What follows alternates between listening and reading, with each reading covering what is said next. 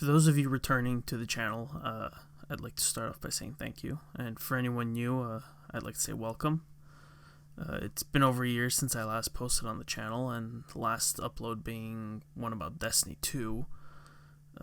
This upload, though, it doesn't come close to that topic, and it doesn't even come close to the topic of gaming. I'm making this video first and foremost for myself, to help myself, to hopefully help me realize what I'm worth, and that I can get through it. To any acquaintances or family members who come across this, it's not your fault. I just feel like vocalizing my thoughts and letting everything out so I can help myself and maybe help others.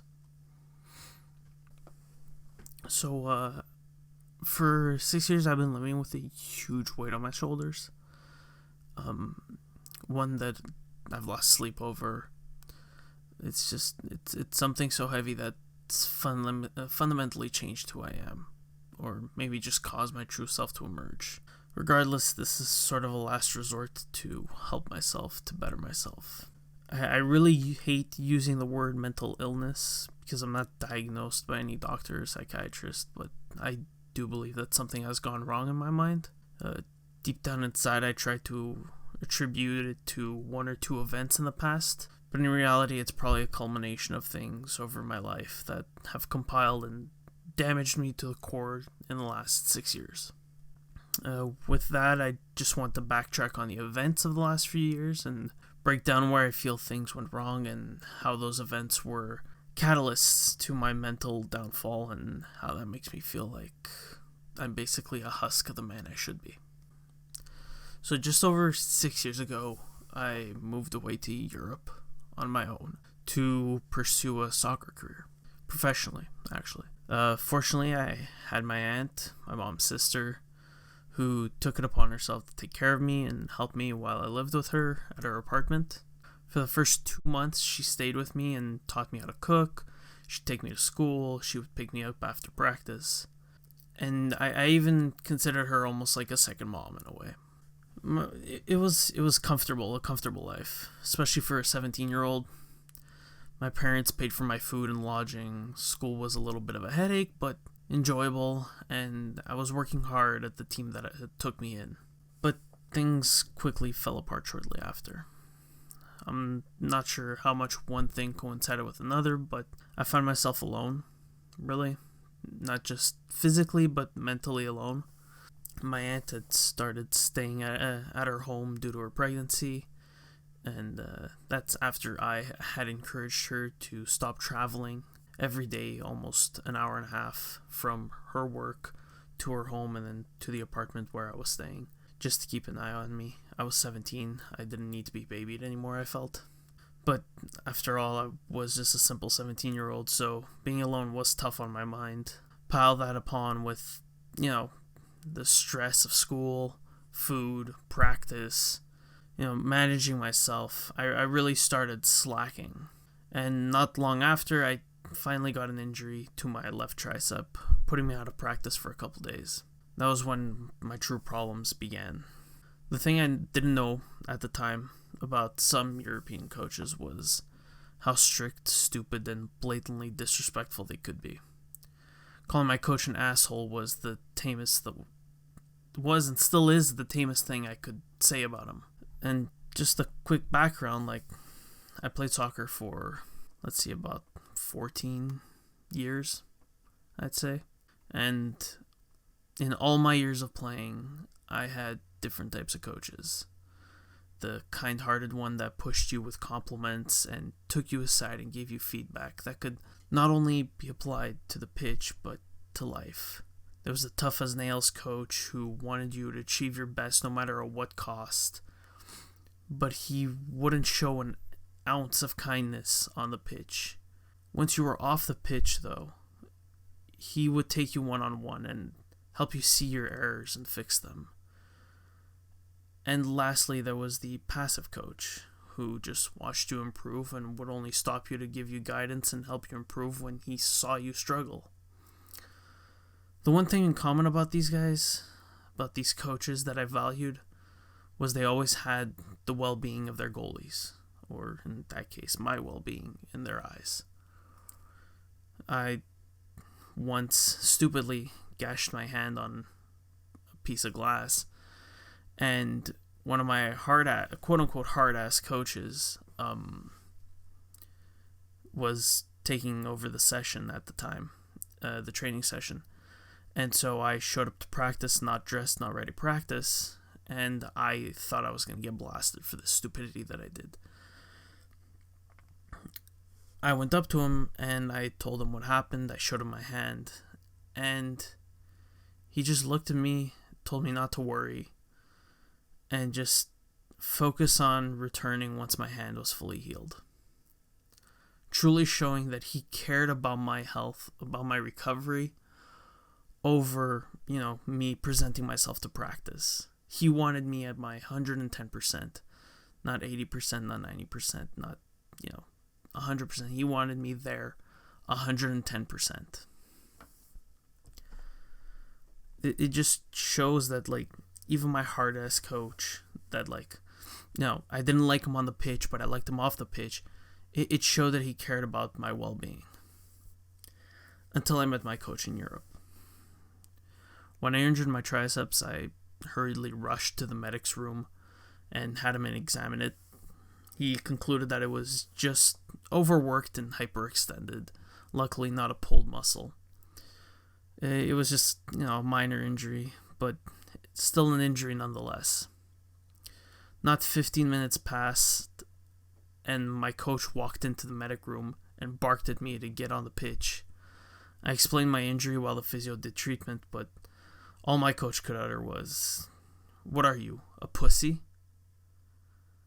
Of course, not in English, but that's basically what it translated to. And those words didn't necessarily hurt me, but I knew it was a problem because the physio turned to him and told him to leave immediately. Then looked at me and said not to worry and that I should focus on the treatment so I could get back out there as soon as possible. A couple of days had passed and I was feeling better. The physio had wrapped my arm in some gauze and bandages with some tape to try and keep everything intact and not let it, overstrain. With that, he gave me the all clear to go practice. After a couple minutes of warming up and a few fumbles of the ball because I had been a couple days away from the pitch, the coach had yelled at me saying that if I'm not fit enough to practice with the wrapping on my arm, then I should get off the pitch. And so I proceeded to take the wrapping off my arm, trying to prove some kind of point to some kind of asshole for no reason. So after ripping off the wrapping and taking off the tape, I began to practice. And after another 2 fumbles, the coach yelled at me to just get off his pitch and not come back until I was ready. And I felt ready, but he was being serious and I didn't want to see anything worse. But that wasn't the extent of the harassment. That was just the beginning. The harassment, like this, subtle attacks, subtle jabs, they continued for another month. He would say that he was just joking or that he's testing me, but deep down inside I began to feel like he was full of it. I even had an outburst in English, which I rarely did, but I was fortunate enough that he didn't understand. My outburst consisted of me calling him a good-for-nothing piece of shit and repeatedly calling him a bitch for the way he spoke to me, but he didn't understand a word I said. Before moving on to the worst part, though, I do have to add that there were early signs of all this, signs that I guess I blatantly ignored because I was so misguided and so blinded by having a future career, I don't know what it was. But when I first had tried out for the team, the coach seemed to have a weird quirk, I guess. After my second or third practice, I don't remember, it was so long ago, but he asked me if I was a virgin. And I said yes, because at the time I didn't give a shit about whether I was or not. I'm there to play soccer, not, you know, yeah. But quickly, word of that spread to other players and the other goalies, and some didn't really give a shit, while others used it as kindled start a fire. One of the goalies that trained with me found it ridiculous that at 17 I hadn't lost my virginity, and from that day forward they constantly teased me, and along with the coach, about how I'm a virgin, until eventually I just lied to them and told them that I lost it to some girl and back home, and that seemed to quell their tempers, but that I feel began pushing me to having an over expectation of what sex truly is. And until this day, I still have something in my mind that bugs me about it. Like, I can say it messed me up and changed my perspective as to what, sexual experiences or what sex should be, but I just, there's something still there that I don't know. Regardless of that, I later got a soccer ball square between the eyes. This was possibly a month after my tricep injury. And at first I felt a little dizzy, but it quickly passed. Knowing the symptoms of a concussion, though, I called over the physio and asked him to help me to the physio room. I know now that I was minorly concussed, but truly reflecting on it, I realized that I was having severe anxiety problems on the pitch. The constant harassment from my coach and some players had built up an anxiety that I feel until this day, whether it's stepping on a pitch, watching a game, or simply playing competitive video games. I'm just filled with anxiety and stress, and I shut down mentally.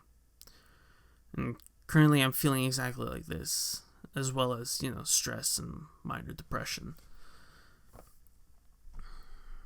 Eventually I got 3 months off from soccer due to the concussion, but deep down inside I knew that I wouldn't be stepping back on the pitch anytime soon.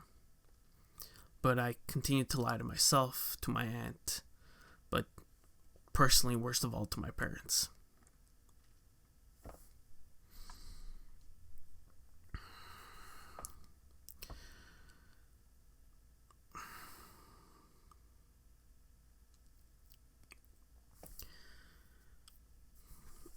It's hard because my folks really supported me in this endeavor, and they always urged me to pursue my dream, even while I was, a chubby old little goalie who just couldn't dive or kick a ball for the life of him. Regardless, during my recovery training, I wouldn't step on the pitch. I would be given deep tissue massages to relax my muscles, some stretching exercises, and bike training to maintain my cardio. At the end of each session, the coach would pass by and make a remark about the physio massaging me or my bike training and how I'm faking the injury. But what struck me the hardest was when he saw my aunt for the first time. She had come to drop me off and then pick me up while I had my examination with the doctor, and the day that he actually diagnosed me with an actual concussion. Regardless, he turned to me after a day after he had seen my aunt, and he told me, "How do you do it?" And I asked him, genuinely confused, and said, "Do what?" And he answered, "Your aunt over there. How don't you just want to fuck her?"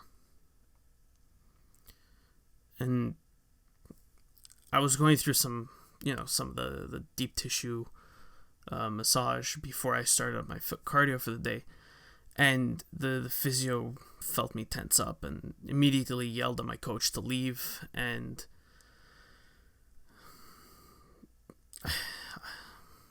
he just shut the door right after without any other remarks. He could tell that I was holding back some tears, and a couple of the other injured players just tried telling me that that's how he is as a person and a coach, someone who quote-unquote has no filter. Later that week it happened again, but this time the team doctor was present, And he put the coach on blast and threatened to report him for harassing injured players. But at that point, the damage had been done. Quickly, the winter break came along. We were in December, and I returned back home for Christmas after asking my folks if I could see them for 2 to 3 weeks. When the trip was over, though, my father looked me in the eyes and told me that I could stay if I didn't want to return. And he asked me if this was really what I wanted. Hindsight's 2020. I can see now that he could see through my facade.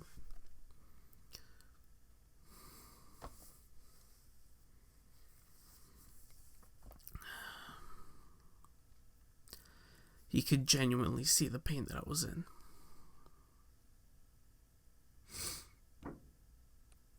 But I couldn't look him in the eyes and throw away all the time he spent on bringing me to practice and supporting me. I just couldn't bear to look him in the eyes and say, yeah, because I thought I'd be letting him down. All the years of following me around, filming my games, and, being one of my biggest supporters with my mother. I couldn't just tell him the truth, so instead I did one worse. I lied. And that was my own decision. But I still know that till this day, they do blame themselves. My father for not having kept me in Canada. And my mother for not having been with me and been in Europe to support me in person. Regardless, I did return, but I immediately went to the coach and quit the team. I lied to him as to why I quit, claiming I had an old knee injury flare-up and that I was barred from training ever again. And I then took about 2 weeks to talk to my folks and tell them that I quit. And that's truly when things started spiraling for me. I told my aunt her pregnancy got, later on in her trimesters, and I just told her, don't bother coming anymore. We'll see each other every 2 to 3 weeks maybe, or on weekends only. And I started spending weeks on end alone, only seeing my aunt on weekends and stuff, but it took me down a dark path, and I started doing some self-harm, such as bashing my head into the walls, biting my arms, even punching myself in the head, which honestly probably agitated my minor concussion into something more severe. But I didn't see a doctor, I don't know, and till this day I still think that it got worse. But I used to stay up late contemplating ways of ending my suffering, ending my mental pain, I guess. In a way, commit suicide, but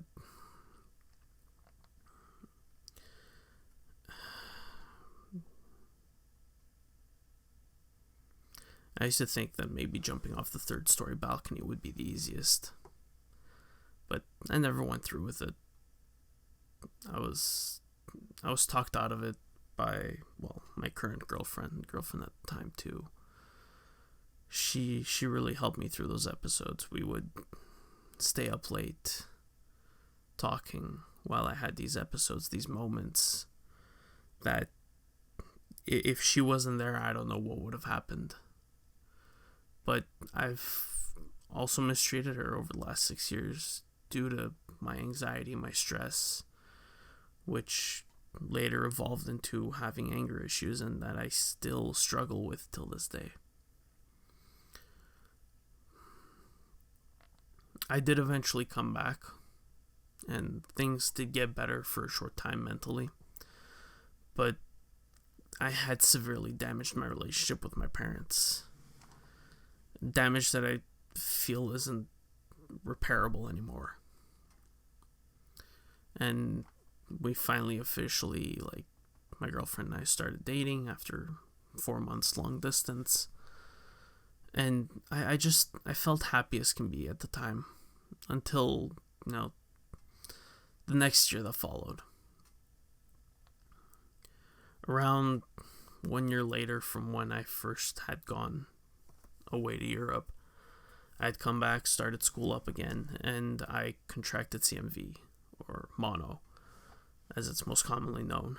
This was around September, and during that time, I also got the news that my grandmother on my mother's side had passed away suddenly. And just the way that mono messed with my body and my mind caused some issues for my health, for me health-wise. But what didn't help me mentally either was just losing a loved one, something that I'd never experienced, and it just threw me into this negative spiral.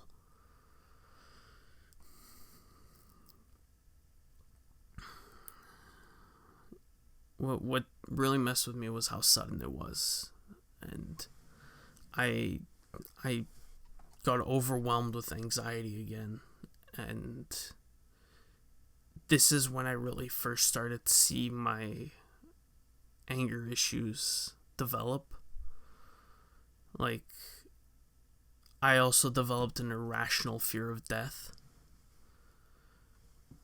I'd regularly have nightmares and anxiety attacks about death. I spent sleepless nights trying to understand it all, but I just couldn't wrap my head around it.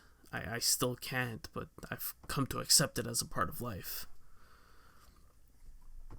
But just taking those two major events and looking back at them, the whole experience in Europe and the sudden loss of a loved one, plus the way that my mind was at in that state when I learned about that news, everything lined up to the point where it just scarred me permanently and still messes me up till this day. I'm unable to go and do things to completion. I get too anxious, too stressed, and I wind up quitting it. It's happened with school. It's happened with why I quit soccer. It's happened with a lot of relationships and friendships, family and just friendships, I should say. And I feel like I want to do so much more, and yet I stop myself and I tell myself that I can't. And I feel like it's because of what happened in Europe. I feel like because I was put down so much that now I intrinsically put myself down before I even try to do anything. I can't complete assignments for school. I can't complete simple readings. I end up procrastinating because I feel like if I try to do them, or I even start doing them, I'm just going to fail at them. So I sometimes just don't even bother until I really feel stressed and crunch time and I know I have to get those grades in.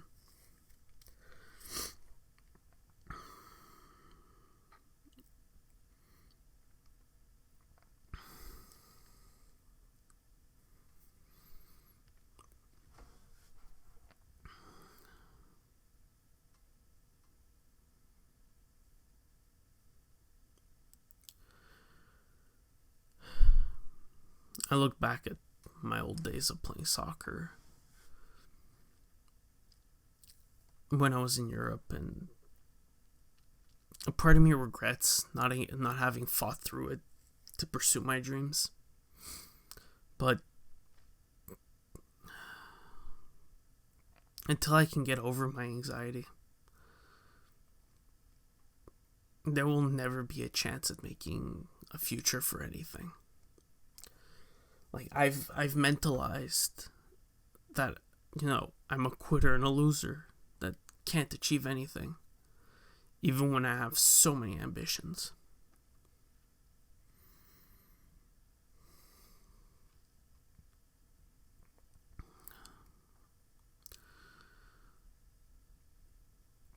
I want to accomplish so much, but I just lack motivation, energy, and just the confidence to do them.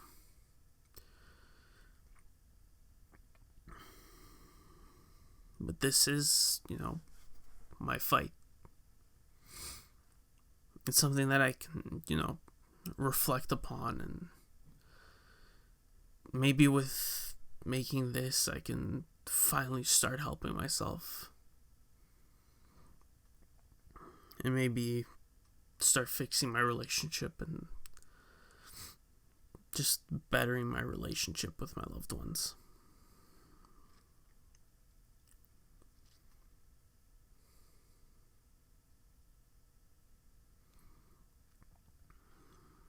I just want to say thanks for listening.